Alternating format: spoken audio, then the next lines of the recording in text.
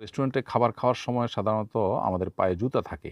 এক আলেমের কাছ থেকে শুনেছি খাওয়ার সময় জুতা পরিধান করা উচিত নয়। এ ব্যাপারে নাকি হাদিসে নিষেধাজ্ঞা আছে, এ ব্যাপারে জানতে চাই। তো মৃত ব্যক্তির ব্যাংকে গচ্ছিত টাকার মালিক কে হবেন? হলো বিভিন্ন সিনেমায় বিশেষভাবে ভারতের সিনেমায় দেখা যায় মুসলিম অভিনেতারা গল্পের প্রয়োজনে এবং অভিনয়ের স্বার্থে পূজা করে, মূর্তির সামনে প্রার্থনা করে। এদের ঈমানের অবস্থা কী? তাদেরকে মুসলিম বলা যাবে কিনা? কোনো কবরে মৃত ব্যক্তির নাম, ঠিকানা, মৃত্যু তারিখ লেখা থাকে। এ ধরনের কোনো কিছু কবরের উপর লেখার শরঈ বিধান কি? হলো বিভিন্ন সিনেমায় বিশেষভাবে ভারতের সিনেমায় দেখা যায় মুসলিম অভিনেতারা গল্পের প্রয়োজনে এবং অভিনয়ের স্বার্থে পূজা করে, মূর্তির সামনে প্রার্থনা করে। এদের ঈমানের অবস্থা কী? তাদেরকে মুসলিম বলা যাবে কিনা? খুবই দরকারি একটি প্রশ্ন, প্রিয় দর্শক। যে সকল কথা এবং কাজ স্পষ্ট কুফর, এগুলো ইচ্ছাকৃতভাবে যদি কেউ মুখে উচ্চারণ করেন অথবা কাজে সম্পাদন করেন, কেউ তাকে বাধ্য করেননি, এরকম পরিস্থিতিতে যদি সেগুলো করেন, তাহলে তিনি কাফির হয়ে যাবেন এবং তার অন্তরে ঈমান থাকলেও তিনি কাফির হয়ে যাবেন। কারণ বিষয়গুলো স্পষ্ট কুফরি। অতএব সেগুলো তিনি জেনে শুনে করেছেন, ফলে সেটাকে কাফের হওয়ার হিসাবেই বিবেচিত করা হবে এবং ধরা হবে।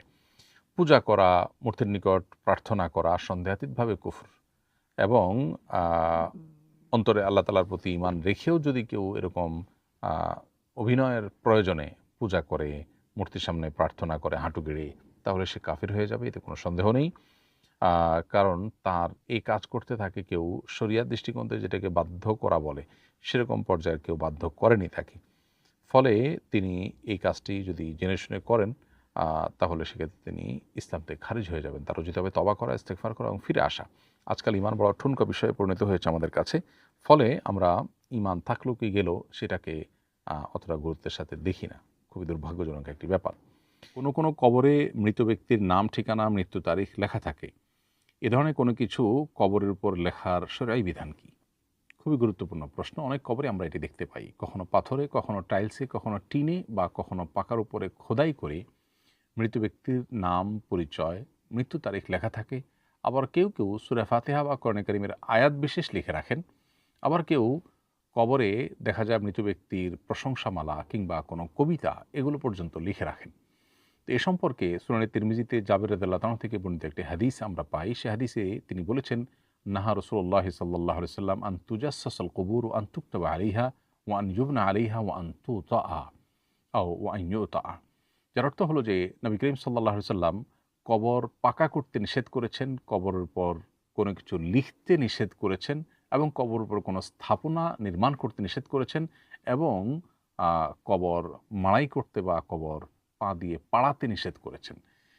এখানে যে নিষেধাজ্ঞাগুলো আছে এর মধ্যে সুস্পষ্টভাবে আমরা জানলাম যে তিনি কবরের উপরে কোনো কিছু লিখতে নিষেধ করেছেন। এজন্য কবরের উপরে কোনো কিছু লেখা অনুচিত। কোনো ওলামা ইকরাম শুধু মৃত ব্যক্তির নাম এবং মৃত্যুর তারিখ লিখে রাখাকে অনুমোদন করেন শুধুমাত্র কবর চিহ্নিত করবার প্রয়োজনে, জিয়ারত করতে যেন সহজ হয়, সুবিধা হয়। সেই জন্য নবী করিম সাল্লাল্লাহু আলাইহি ওয়াসাল্লাম ওসমান ইবনে মাযউন রাদিয়াল্লাহু তাআলা আনহুর কবরকে চিহ্নিত করবার জন্য একটা পাথর রাখতে নির্দেশ করেছেন, যাতে করে পরবর্তীতে কবর জিয়ারত করতে সুবিধা হয়। সেজন্য বড়জোর মৃত ব্যক্তির নাম এবং মৃত্যুর তারিখ লিখে রাখা যেতে পারে, যাতে করে কবরটা চিহ্নিত করা যায়। এর বাইরে প্রশংসামালা ইত্যাদি লিখে রাখা বা কোনো আয়াত ইত্যাদি লিখে রাখা বা অন্য কোনো কিছু লিখে রাখা একেবারে সর্বসম্মতিক্রমে ওলামা ইকরামের দৃষ্টিতে এটি নিষিদ্ধ এবং অনুচিত কাজ, কারণ হাদিসে এটি নিষিদ্ধ করা হয়েছে। যদিও অনেক ওলামা ইকরামের মতে কোনো কিছুই লেখা উচিত না। অতএব কবরের উপরে লেখাজোখার পর আমাদের সতর্ক থাকা দরকার। বিশেষ করে বড় বড় সাইনবোর্ড ঝুলানো, অনেক কিছু লেখালেখি করার যে কালচার আমাদের সমাজে আছে, এখান থেকে আমাদের বেরিয়ে আসতে হবে, কারণ হাদিসে পরিষ্কারভাবে এটি আমাদেরকে নিষেধ করা হয়েছে। এরপরে প্রশ্ন হলো, মৃত ব্যক্তির ব্যাংকে গচ্ছিত টাকার মালিক কে হবেন? নমিনি নাকি উত্তরাধিকারীগণ সবাই? খুবই গুরুত্বপূর্ণ প্রশ্নের উত্তর হলো যে মৃত ব্যক্তির ব্যাংকে গচ্ছিত টাকা যেহেতু মৃত ব্যক্তির, অতএব তার মৃত্যুর পর এটির মালিক হবেন ওয়ারিসগণ। কারণ নামে নমিনি করে রাখা হয় শুধুমাত্র টাকা তোলবার সুবিধার্থে, যে তিনি তুলবেন। বাকি নমিনি করার মানে এই নয় যে তিনিই মালিক হয়ে যাবেন। হ্যাঁ, মৃত ব্যক্তি যদি নমিনি যিনি হবেন তাকে বলে যান বা এটা স্পষ্ট করে যান যে এটা তিনি তাকে গিফট করে যাচ্ছেন, মৃত্যুর পর এটা মালিক সে হয়ে যাবে। তিনি যদি ওয়ারিস হয়ে থাকেন, তাহলে মৃত ব্যক্তির সেই ওসিয়ত কার্যকর হবে না, যথারীতি সেটা ওয়ারিসদের মধ্যে বন্টন হবে।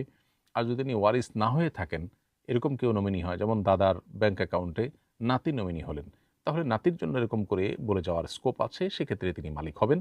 আর এমনিতে শুধু নমিনি করে গেলে ওয়ারিসরা মালিক হবেন, নমিনি নয়। এরপরের প্রশ্ন হলো, রেস্টুরেন্টে খাবার খাওয়ার সময় সাধারণত আমাদের পায়ে জুতা থাকে। এক আলেমের কাছ থেকে শুনেছি খাওয়ার সময় জুতা পরিধান করা উচিত নয়। এ ব্যাপারে নাকি হাদিসে নিষেধাজ্ঞা আছে, এ ব্যাপারে জানতে চাই। জুতা পরিধান করে বা জুতা পায়ে রেখে খাবার খেতে কোনো নিষেধাজ্ঞা কোনো বিশুদ্ধ হাদিসে বর্ণিত হয়নি। অতএব আপনি জুতা পায়ে খাবার গ্রহণ করতে পারেন বা খাবার খাওয়ার সময় আপনার পায়ে জুতা পরিহিত থাকতে পারে। মুস্তাদরাকে হাকেমে এমন একটি হাদিস পাওয়া যায় আনাস রাদিয়াল্লাহু তাআলা আনহুর বরাতে।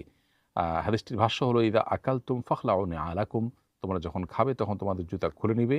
ফাইন্নাহু আরওয়াহু লিআবদানিকুম, এটা তোমাদের শরীরের জন্য বেশি ভালো। তো এ হাদিস সম্পর্কে হাফেজ যাহাবী রাহমাতুল্লাহ আলাইহি বলেছেন, আহসিবুহু মাওদুআন, এটাকে আমি জাল হাদিস মনে করি। এ হাদিসকে কোনো আলিমই বিশুদ্ধ হাদিসের কাতারে শামিল করেননি। ফলে পায়ে জুতা রেখে বা পরিধান করে খাবার খেতে কোনো হাদিসে আসলে নিষেধাজ্ঞা বর্ণিত হয়নি।